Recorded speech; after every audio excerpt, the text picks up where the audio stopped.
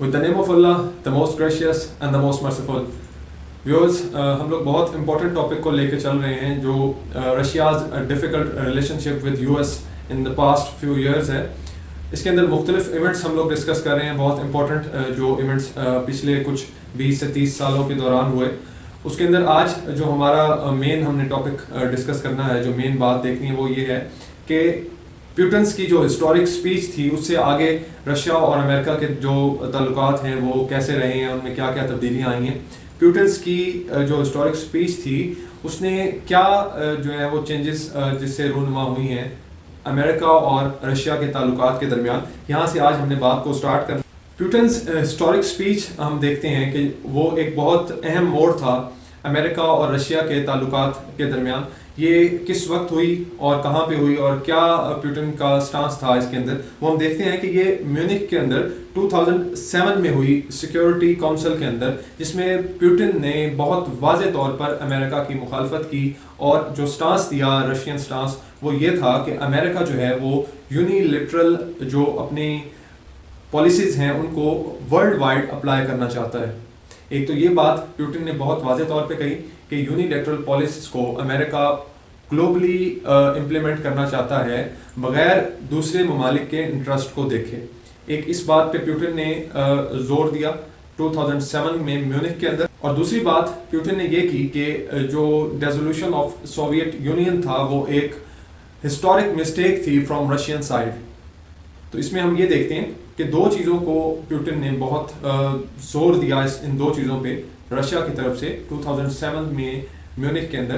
तो प्यूटन की स्पीच में दो पर्सपेक्टिव हमें मिले. एक तो ये कि अमेरिका ने यूनिलैटरल पॉलिसीज़ को पूरी दुनिया में अप्लाई करने का स्टांस लिया, और दूसरा प्यूटन ने इस बात को बहुत वाज़ेह तौर पर इस पर जोर दिया कि जो सोवियत यूनियन है, जो सोवियत यूनियन थी, जो सोवियत यूनियन की डिसोल्यूशन थी वो एक बहुत बड़ी हिस्टोरिक मिस्टेक थी फ्रॉम रशियन साइड.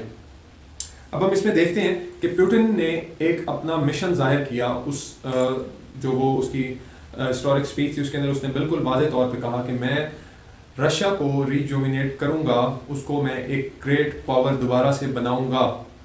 ये जो एक गलती हमसे हुई है डिसोल्यूशन ऑफ सोवियत यूनियन की, उसको मैं चेंज करूंगा, उसको मैं तब्दील करूंगा इनटू अ ग्रेट पावर. और उसने ये बिल्कुल वाज़ेह तौर पे कहा कि वो रिजुविनेट करेगा रशिया को again into a world's great power.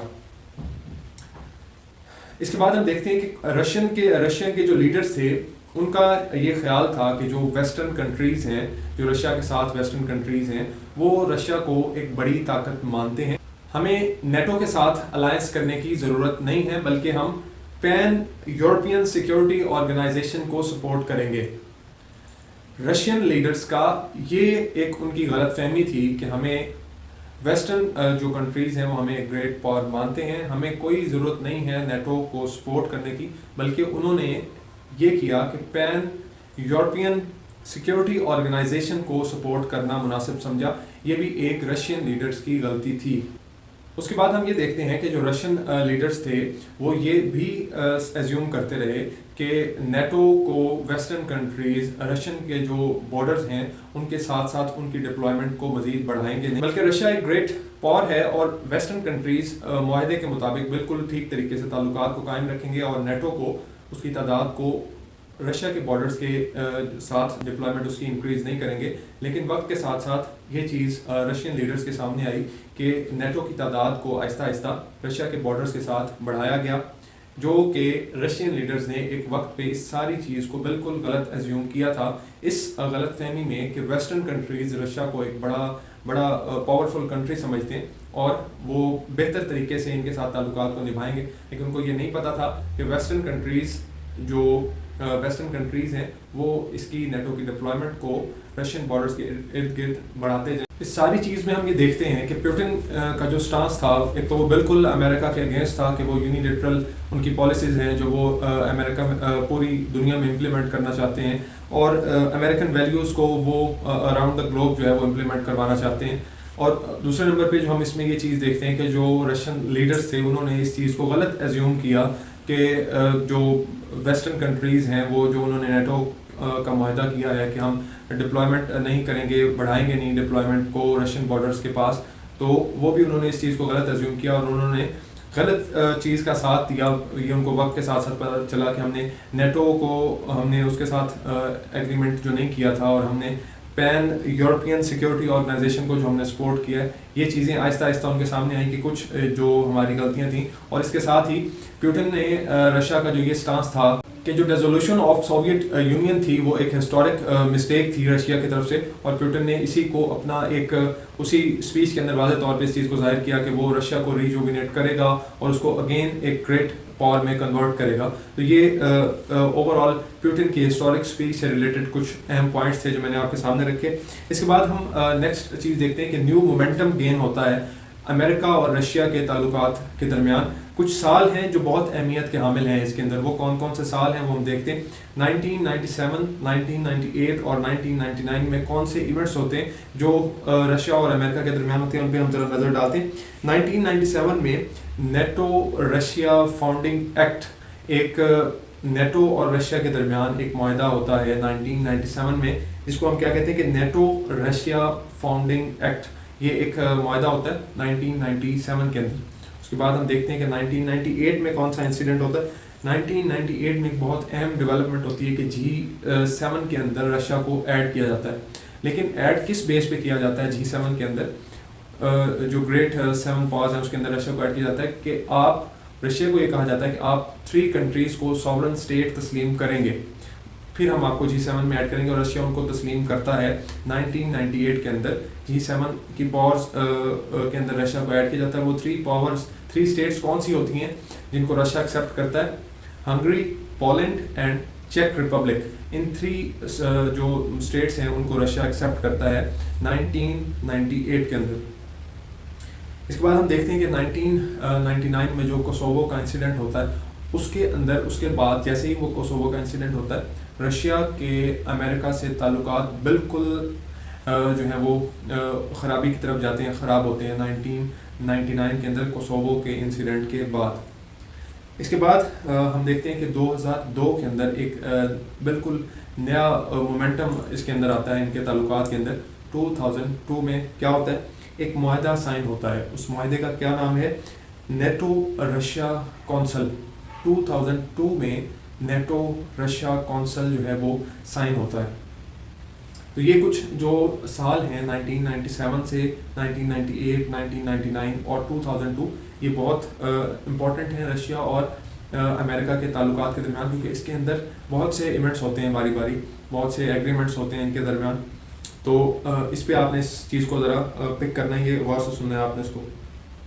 اس کے بعد ہم کچھ چیزیں دیکھتے ہیں نیکسٹ جو ایئرز ہوتے ہیں اس کے اندر کون سے امپورٹنٹ ان کے درمیان چیزیں آتی ہیں ان کے تعلقات کے درمیان. وہ یہ کہ G8 سے رشیا کو ریموو کیا جاتا ہے. گریٹ 8 پاورز میں سے رشیا کو 2014 کے اندر ریموو کر دیا جاتا ہے. وجہ کیا ہے G8 میں سے رشیا کو ریموو کرنے کی؟ اس میں 2 وجوہات ہیں اس کے اندر.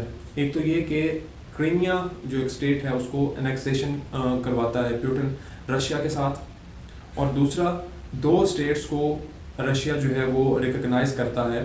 کن اسٹیٹس کو ریکگنائز کرتا ہے؟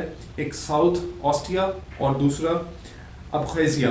ابخیزیا اور ساؤتھ آسٹریا کو ریکگنائز کرتا ہے رشیا, اور اس وجہ سے ان 2 وجوہات کی وجہ سے, ایک تو ان 2 ممالک کو ریکگنائز کرنا اور ایک ملک کے ساتھ الحاق کرنا جس کا نام ہے کرائمیا. کرائمیا کے ساتھ رشیا الحاق کرتا ہے. اس وجہ سے رشیا کو G8 سے نکال دیا جاتا ہے. اب اس میں کیا جو ہے وہ الزام لگایا جاتا ہے پیوٹن کے اوپر؟ پیوٹن کو یہ کہا جاتا ہے امریکن سیکرٹری جان کیری کی طرف سے کہ آپ جو ہیں وہ جو ہیں وہ ایسے ہتھ کنڈے امپلائے کر رہے ہیں جو 19th سینچری کے تھے, وہ آپ 21st سینچری میں ایسے ہتھ کنڈوں کو اپنا رہے ہیں, ان کو امپلائے کر رہے ہیں. کیسے ہتھ کنڈے اپنا رہے ہیں کہ آپ وائلیشن کر رہے ہیں. کس چیز کی وائلیشن کر رہے ہیں؟ ویسٹ فیلین انٹرنیشنل آرڈر کی وائلیشن کر رہے ہیں آپ. یہ بات پیوٹن کو کی جاتی ہے امریکن سیکرٹری جان کیری کی طرف سے کہ آپ ویسٹ فیلین انٹرنیشنل آرڈر کو اس کو ملحوظ خاطر نہیں رکھ رہے, اس کو آپ ڈس اوبے کر رہے ہیں. اور کر کیا رہے ہیں آپ کہ 19th سینچری کے جو ہتھ کنڈے ہیں وہ آپ 21st سینچری کے اندر ان کو اپلائی کر رہے ہیں. تو یہ ایک گریٹر چینج تھی اس کے اندر جو رشیا کی طرف سے کی گئی, اور ایک بڑا جو ہے وہ اس کے اندر مس ہیپ یہ ہوا کہ گریٹ 8 پاورز کے اندر سے رشیا کو ریموو کر دیا گیا. اسی ٹائم کے دوران ایک سٹیٹ آتی ہے, ایک وقت ہے جس کے اندر تعلقات ڈرامیٹیکلی چینج ہوئے ہیں امریکہ اور رشیا کے. وہ کون سے ایئرز ہیں؟ وہ 2008 سے 2012 کے ایئرز ہیں. 2008 میں کیا ہوتا ہے کہ باراک اوباما جو ہے وہ ریپلیس کرتا ہے جارج بش کو, اور ادھر پیوٹن کو ریپلیس کرتے ہیں ان کے پرائم منسٹر ڈیمیٹری میڈویڈیوس جو ہے وہ پیوٹن کو ریپلیس کرتے ہیں. ڈیمیٹری میڈویڈیوس پیوٹن کو ریپلیس کرتے ہیں, جبکہ باراک اوباما جو ہے وہ ریپلیس کرتے ہیں جارج بش کو. اب باراک اوباما کی جو پالیسی ہے وہ یہ دیکھتے ہیں کہ ہم نے بہت سے اختلافات ہیں ہمارے رشیا کے ساتھ, لیکن ہم نے جو ہمارا جو کامن انٹرسٹ ہے اس کو لے کے چلنا ہے آگے, اور جو کامن ہمارے انٹرسٹ کی چیزیں ہیں اس پہ ہم نے ورک کرنا ہے. وہ تعلقات کو بہتری کی طرف لانا چاہتے ہیں اور ان کا یہ انٹرسٹ وہ شو کرتے ہیں. اور 2008 سے جو ڈیمیٹری میڈویڈیوس ہیں ان کے ساتھ ان کا تعلق امریکہ کا شروع ہوتا ہے, اور کس چیز پہ وہ کام کرنا چاہتے ہیں دونوں کنٹریز مل کے. اب وہ ہم دیکھتے ہیں کہ وہ کون سے جو ہیں وہ ایجنڈاز تھے اس ٹائم کے. تو انہوں نے اپنے ایجنڈاز کو پہ کام کرنا سٹارٹ کیا, جس کے اندر انہوں نے کہا کہ کچھ ہمارے کامن مشن ہیں جس پہ ہم نے ورک کرنا ہے. وہ کیا تھے کہ ایک تو القاعدہ کو ریموو کرنا ہے, القاعدہ کو بالکل جو ہے اس کے خلاف کام کرنا ہے, اس کو ڈیفیٹ کرنا ہے. اور اس کے علاوہ ان کا یہ مشن تھا کہ ایران اور افغانستان میں اسٹیبلٹی قائم کرنی, عراق اور افغانستان میں اسٹیبلٹی کو قائم کرنا ہے. اس کے علاوہ یہ تھا کہ نارتھ کوریا اور ایران کے اندر جو نیوکلیئر پرولیفریشن ہے اس کو ہم نے ڈیکریز کرنا ہے ایران اور نارتھ کوریا کے اندر. اور چوتھی چیز یہ تھی کہ ٹرانزیکشنل ٹیررزم کے اگینسٹ جو ہے ہم نے مل کے کام کرنا ہے. تو یہ ایک وقت جس کے اندر امریکہ اور رشیا نے کچھ کامن انٹرسٹ کے تحت اس چیز پہ کام کیا 2008 سے لے کے 2012 تک. اس کے بعد جیسے ہی پیوٹن دوبارہ آتے ہیں تو ہم دیکھتے ہیں 2012 میں جب پیوٹن ریپلیس کرتے ہیں میڈویڈیوس کو, تو ہم دیکھتے ہیں کہ پیوٹن کا جو سٹانس ہے وہ دوبارہ سے کچھ تعلقات میں جو ہے وہ مشکلات کا باعث بنتا ہے, تعلقات میں خرابی کا باعث. کیونکہ پیوٹن آتے ہی جیسے ہی ان کا ٹینیور سٹارٹ ہوتا ہے تو وہ اس چیز کو ظاہر کرتے ہیں کہ امریکہ کا جو ریلیشن ہے رشیا کے ساتھ وہ ڈائریکٹلی اس چیز پہ بیس کرتا ہے کہ امریکہ چاہتا ہے کہ نان اسٹیٹ ایکٹرز کے تھرو انٹرفیئر کرے رشیا کے انٹرنل پولیٹکس کے اندر, جو کہ بالکل واضح طور پہ پیوٹن اس چیز کو ظاہر کرتے ہیں کہ امریکہ کا جو بھی ریلیشن رشیا کے ساتھ چل رہا ہے مختلف ایجنڈاز کے اوپر, اس کے اندر مین جو فیکٹر ہے جو امریکہ چاہتا ہے وہ یہ چاہتا ہے کہ نان اسٹیٹ ایکٹرز کے تھرو انٹرفیئر کرے رشیا کے انٹرنل پولیٹکس میں. یہ پوائنٹ جب پیوٹن رکھتے ہیں 2012 سے آن ورڈ, تو اس چیز کی وجہ سے, اس سوچ کی وجہ سے رشیا کا امریکہ کے ساتھ تعلق بہت زیادہ بالکل جو ہے وہ ایک اختتام پہ پہنچتا ہے اور خرابی کی طرف جاتا ہے. اور یہ ایک ایکٹ ایز اے تھورن, ایک تھورن کے طور پہ ایکٹ کرتا ہے بائیلیٹرل ریلیشنز کے اندر امریکہ اور رشیا کے.